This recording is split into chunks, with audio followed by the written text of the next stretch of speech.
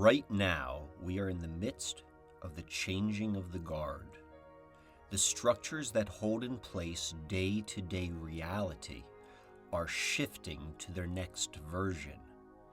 These structures are what create the matrix, and the matrix is changing form. They publicly call it the Great Reset. In private, it is known as the turning of the ages. It is fair to say Matrix 1.0 ended in March 2020, just as Matrix 2.0 began. In the future, what we currently call 2021 may simply be known as Year One. Rest assured that whatever numbered version this is, or whatever year it will be labeled, the changing of the guards has happened before. It will happen again, just as it is happening now. All transitions and births have an element of both excitement and anxiety. The less one knows of their future, the greater the tension on the nervous system. Even though living through a matrix transition is uncomfortable, it offers an amazing gift, the best opportunity for the greatest numbers of people to escape it. The matrix is a prison, first and foremost of the mind, then of body and experience.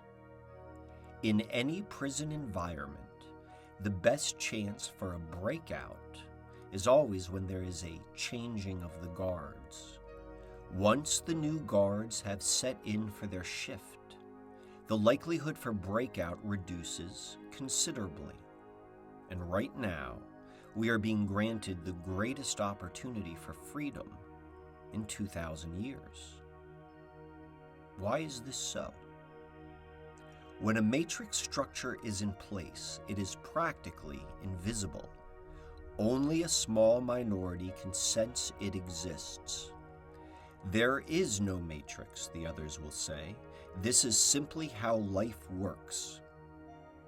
The matrix's greatest asset is its ability to completely capture one's awareness. It is a closed-loop, self-referencing system that uses itself to prove its legitimacy. But during the changing of the guard, when one expression of the matrix jumps to another, as is happening right now, the matrix's existence becomes most exposed. Quite literally, the people, organizations, agendas, and techniques must go center stage to pull off the big switch. And in doing so, by coming out of the shadows, the controlled and convoluted nature of matrix reality is undeniably revealed. Discounted conspiracy theories suddenly seem credible to a much larger audience, and the number of people who can see the emperor wears no clothes reaches an all-time high. The main reason why most people choose to slumber away within matrix reality is that the matrix is comfortable. It is familiar. As long as you do what you're supposed to do, participate in the system, you will be rewarded with some scraps from the table and a predictable, safe existence. This is true for most of the time, but when one matrix collapses to bring in a new one, many of those waiting for their matrix payoff are left out to dry. They got shafted. And now, since the promised future is gone, there is no need to stay asleep. And so, during this changing of the guard, the transition of matrix systems, the turning of the ages, the Great Reset, the greatest number of people have the greatest motivation to make their greatest move and break out of matrix reality. Welcome to the Susquehanna Mystery, Escaping the Matrix. We live in three different realities: the simulation, the matrix, and the greater reality. The simulation is baseline reality. It is synonymous with the natural world. I am not implying that Earth reality is a computer simulation. It is just the term of the times. The ancients of India called baseline reality Maya, or illusion. The Aboriginal people of Australia called waking reality dream time, and the quantum physicists of the previous age said that everything solid is made of atoms, which are in fact 99% empty space. The term simulation is used for baseline reality because it has a computer context, and the new matrix is computer-focused.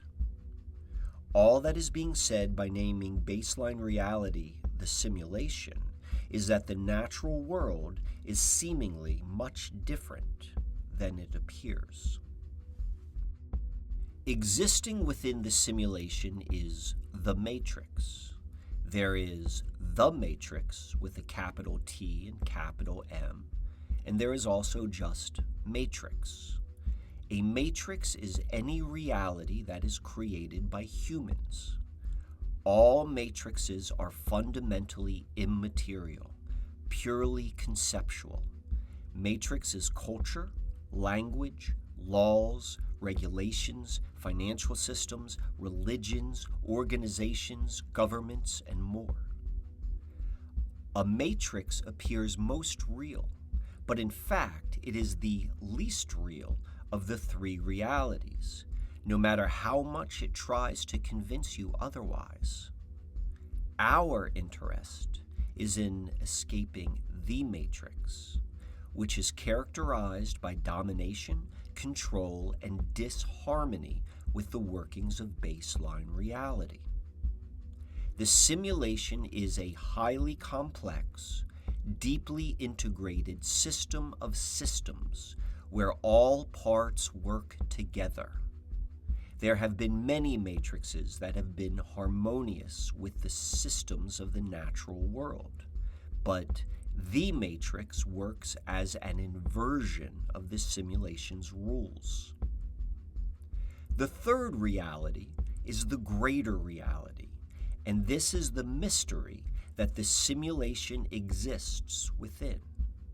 The greater reality is the most real of all, but the hardest to see, touch, or understand.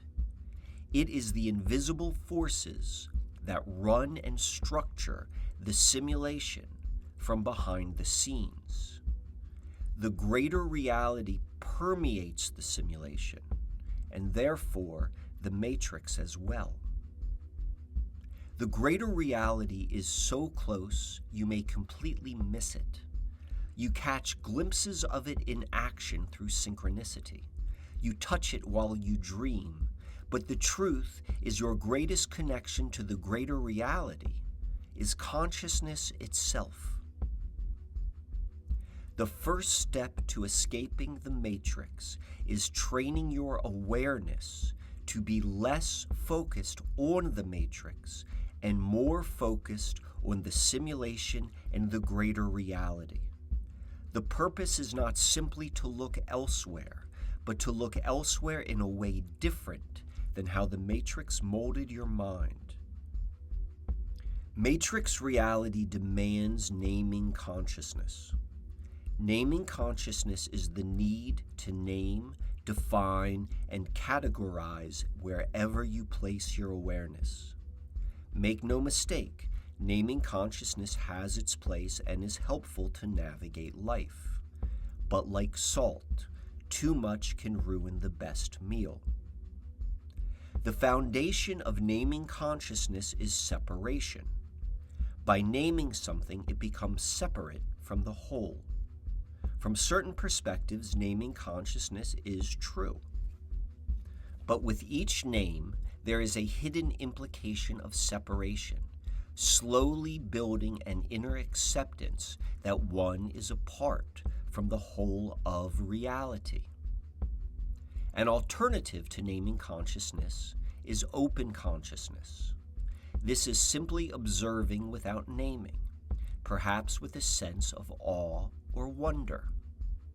Open consciousness provides a vacation from matrix name thinking, as it literally calms, relaxes, and resets the entire nervous system. The simulation, or baseline reality, cannot be experienced with naming consciousness. The simulation is the natural world, but without names. Once clouds are limited as clouds and rocks confined to being rocks, the simulation is lost through matrix thinking. Try this experiment. Go outside and study a tree. Really look at it as a whole, and then focus on the details. Name everything you can, its species, its parts, its functions, anything you can think of.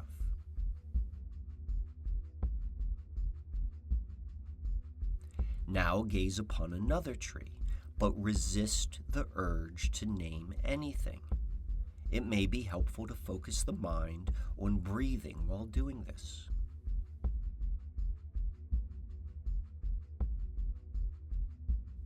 Notice how the two experiences felt different.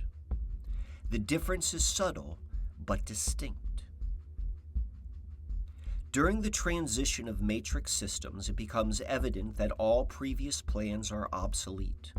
The destruction of the old matrix destroys the dreams, industries, and lives of its inhabitants.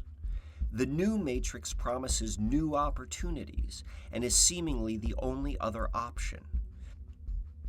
Confused and stunned, many people will flock to the new matrix like ants to sugar. But what about those not interested in the techno-utopia promised in the new matrix? What options do we have? Enter the next requirement for escaping the matrix: union consciousness. Union consciousness is like open consciousness, but it includes an underlying knowing that everything is connected. Naming consciousness, or matrix thinking, must be learned until it is second nature. Our first nature, our original nature, is the knowing that everything is connected. Union consciousness does not need to be learned. It needs to be remembered. Union consciousness is the opposite of naming consciousness. It does not have to name or explain the connectedness. It knows intuitively. Let us try another experiment. Imagine standing barefoot in a creek. Feel and sense the cool water rushing over your feet. Feel the soft sand beneath your toes. Shift into open consciousness by simply holding the image inside of you. Now allow the open consciousness to loosen and feel yourself becoming connected with, or part of, the scenery you created in consciousness. Stay there for a moment. With the imaginary bowl in your left hand, scoop up some of the water you are standing in. With your right hand, place it in the water in the bowl. This is the same substance you are standing in, yet it is different. It is not moving. Come back to me now. The matrix hides the truth before our eyes through naming consciousness. The first step to escape the matrix is training your awareness to be less focused on the matrix and more focused on the simulation and the greater reality. The purpose is not simply to look elsewhere, but to look elsewhere in a way different than how the matrix molded your mind. What is this force that moves water? Naming consciousness will call it the current, and have all sorts of perfectly logical explanations for its existence. Water is life. This is true metaphorically and literally. The force that moves water is the force that moves life, literally, metaphorically, and symbolically. What do you suppose the effects would be if you aligned your inner reality to the force that moves water using union consciousness?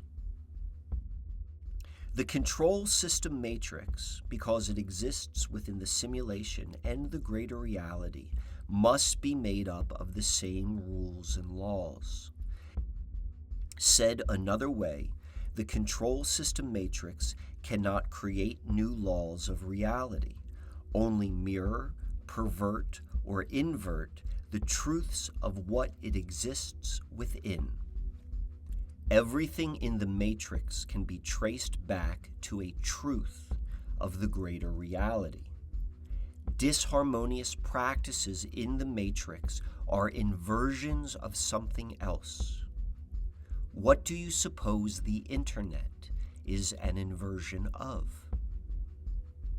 Better yet, what do you suppose the algorithms that run life on the internet are an inversion of?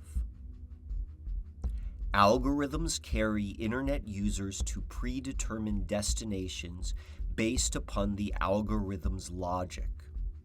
From the user's perspective, this is convenient, even magical. The algorithm mirrors a force of the greater reality that also moves lives to predetermined destinations, if we let it. When we catch this in action, we name it synchronicity. Is the significance of the force that moves water coming into focus yet? A few thousand years ago in the East, the mysterious force of the greater reality that moves life was named the Tao. This is naming consciousness, but necessary to explain this force. The Tao we speak of is not the true Tao, as it is stated in the first chapter of the Tao Te Ching. The Tao, as a word and a concept, is only a philosophy to point to what cannot be named. This force is invisible, but it can be seen in action. Let us return to water. Water is life, and the simulation is but a dream. The language of dreams are symbols, and water is the living symbol of life, and the current is the invisible force that moves life. The matrix is first and foremost a prison of the mind, hiding truth in plain sight. By placing your awareness less on the matrix and more on the workings of the greater reality, you will be moved through life effortlessly. Life in the greater reality is simple. Life in the matrix is complex. So now we are ready to enter the Susquehanna mystery. The Susquehanna mystery is an altering reality game. Its purpose is to alter reality, to alter the trajectory of your life within the matrix, and possibly alter the matrix itself. During this changing of the guards, when everything is up in the air, the greatest opportunity exists to escape the mental prison of the matrix and align to something new. The matrix cannot be escaped from the layer of reality it exists within, for no problem can be solved from the same level of consciousness that created it. The first step to escape the matrix is training your awareness to be less focused on the matrix and learn to look elsewhere in a way different than the matrix molded your mind. All naturally flowing water contains the living symbol of the force that controls the movement of life on earth. By practicing union consciousness with the greater reality, consciousness is recalibrated outside of the matrix to the actual forces that run the entire operation. This is how you remember your original nature, establishing a direct connection to the greater reality. As the new matrix takes form, all of humanity is entering unprecedented times. No amount of pre-planning can prepare for the new lifestyle the matrix has in store. By using matrix consciousness to navigate the matrix, you will always remain in the matrix. Let me be clear about union consciousness applied to the force that moves water.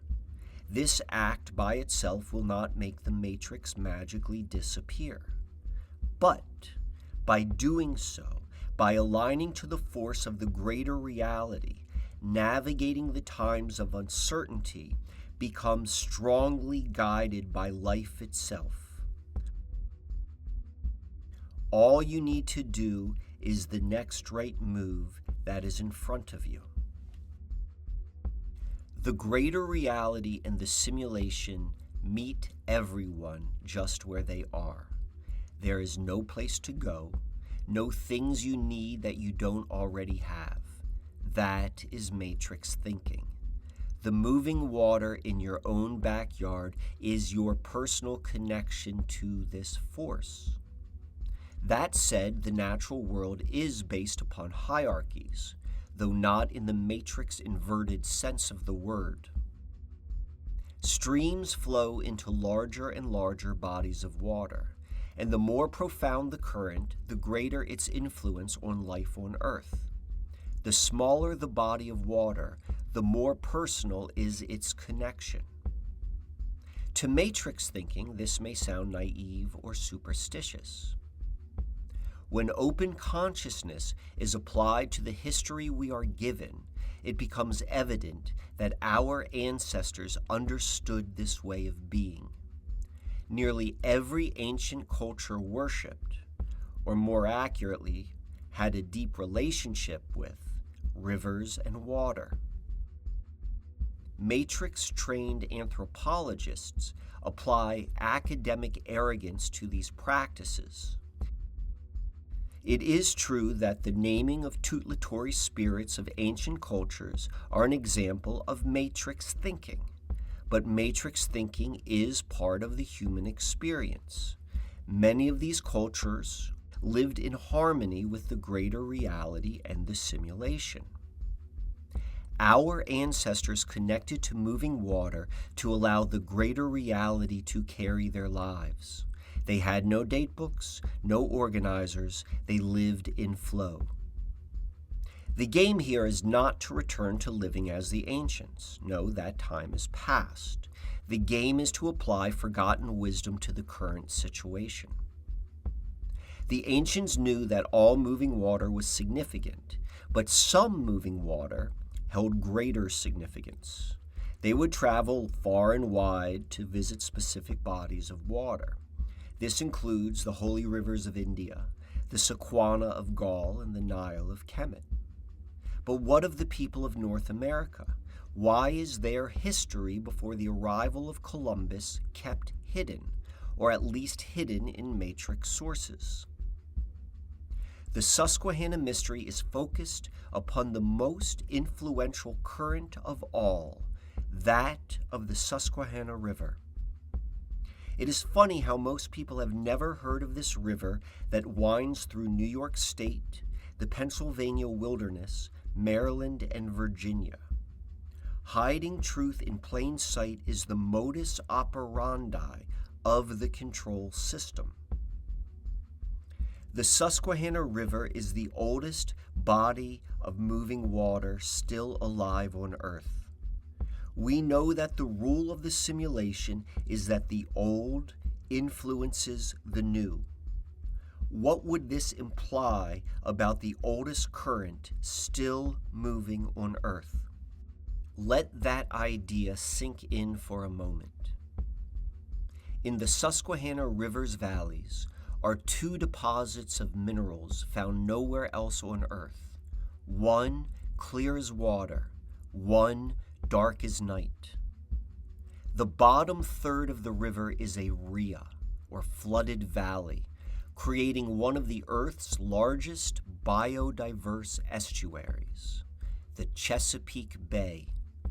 Thinking the Chesapeake is distinct from the Susquehanna is like thinking your foot is not part of your body because it has a different form and name. Devoid of matrix thinking and from the perspective of the greater reality, these attributes provide hints and clues to the extraordinary nature of the Susquehanna. But the proof of the significance to the river you have never heard of is in the Matrix's own history. The following is no coincidence. On this river is the birthplace for the three industries at the foundation of the coming Matrix system: the generation and distribution of electricity, computer technology, and globalism. Perhaps you think I'm mistaken. You may think Edison's first power plant was in Menlo Park, New Jersey. No, it wasn't. The first power plant using three-wire distribution, giving birth to the power industry, was in Sunbury, PA, at the confluence of the three great branches of the Susquehanna. You may think computers were invented in Silicon Valley. No, they were not. The world's first general computer and birth of the information age occurred at the Army's Aberdeen Proving Grounds, on the water just where the Susquehanna transitions from river to the Chesapeake.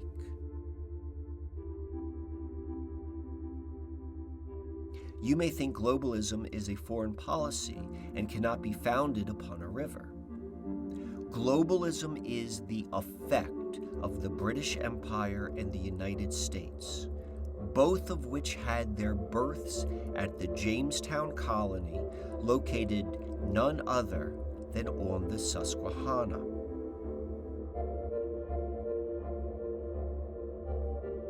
It is upon this river, the oldest current on the planet, that the seeds for the coming future were planted. And it is from this river we begin our escape, by remembering who we are, where we are, and how we connect. This is the beginning. This is an invitation to a new way of playing life. I hope you join me.